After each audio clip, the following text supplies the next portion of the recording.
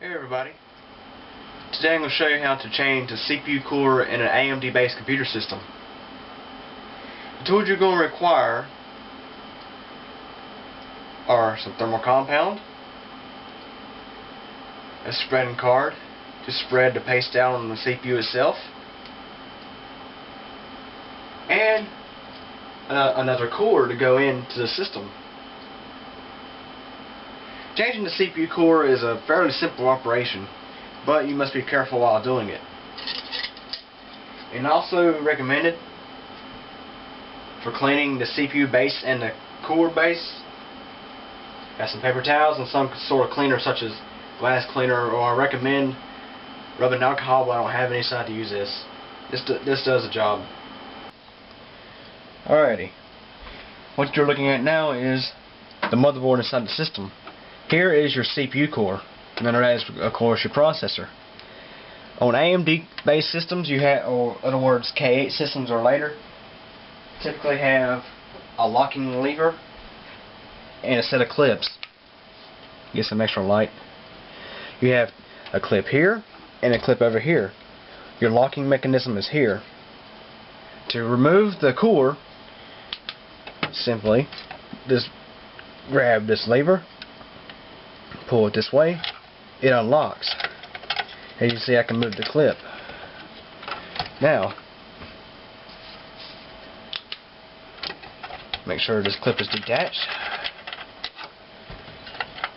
and just easily turn the heatsink back and forth to break the thermal compound from the CPU and lift the core out.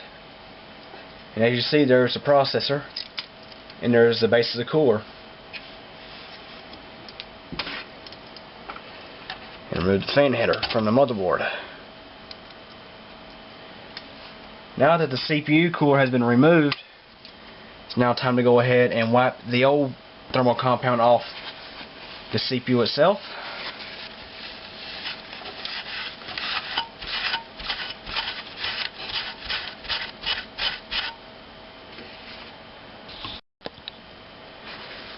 Now what I do is I take just a tad bit of cleaner. You don't need much at all, and just dab it to your paper towel and wipe your CPU down really good. Make sure there's no dust on top of the heat spreader. It's very crucial that it's clean to get the best connection between your CPU and your core. And you also want to clean the base of your core. Wipe it down a few times. As you see, here's the core. Wipe it down a little bit.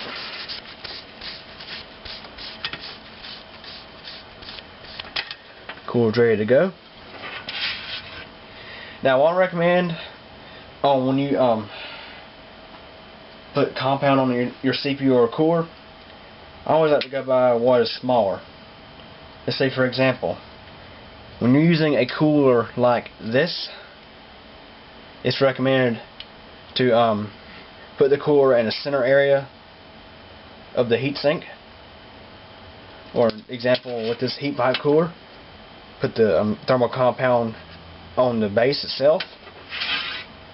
Or another example, if you have a heatsink such as this one with a flat base, it's recommended to put the thermal compound on the heat spreader and then put your heatsink on. But seeing we're using the heat pipe core now, we will apply the thermal compound to the base of the heat pipe core. Now I'll go ahead and apply some thermal compound to the base of the cooler using this syringe that the thermal paste comes in. This is silver thermal compound, by the way. You don't want to use really much at all. On CPU dies, you barely use any at all. But on CPU heat spreaders and cores, you use just a tad bit more, but still not that much. I've seen a lot of people on YouTube and sites where they tend to use way too much thermal compound on their CPUs, and it messes up the thermal conductivity.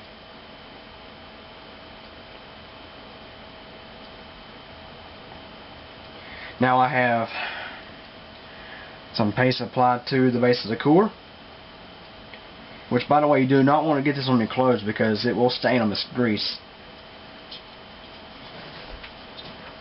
Right there is usually how much I put on a base of a cooler or a heat spreader. And what I do is I just start spreading it out. Like so.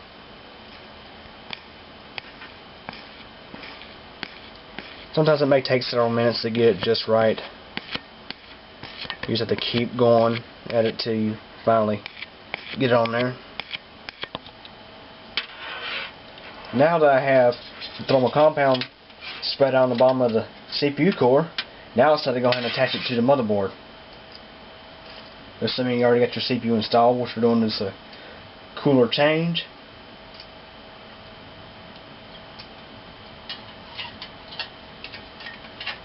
And with heat pipe coolers, it's recommended to have the fan facing downward because it sucks in air and blows air through the fans and upwards toward the power supply.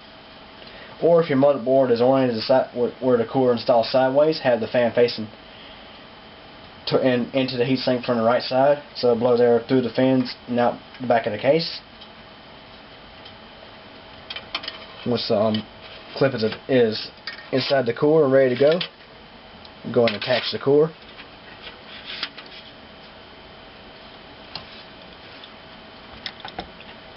Which some coolers are not the easiest to get on in terms of clips. It may take a few minutes. And if you ever want to get frustrated, always take a break, because you don't want to get frustrated and mess something up.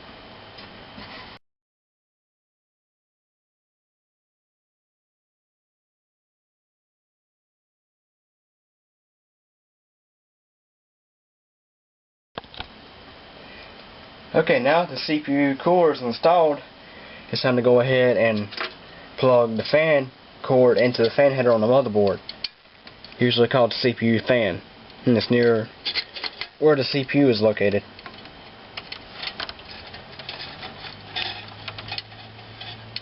What you do is just slide down into place.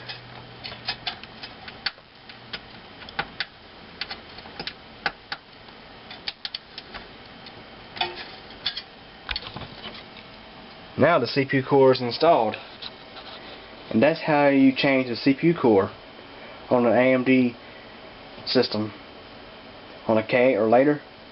Some systems may vary, like socket AM2s and AM3s. The core retention module is a little bit different, but it's the same steps. There you have it.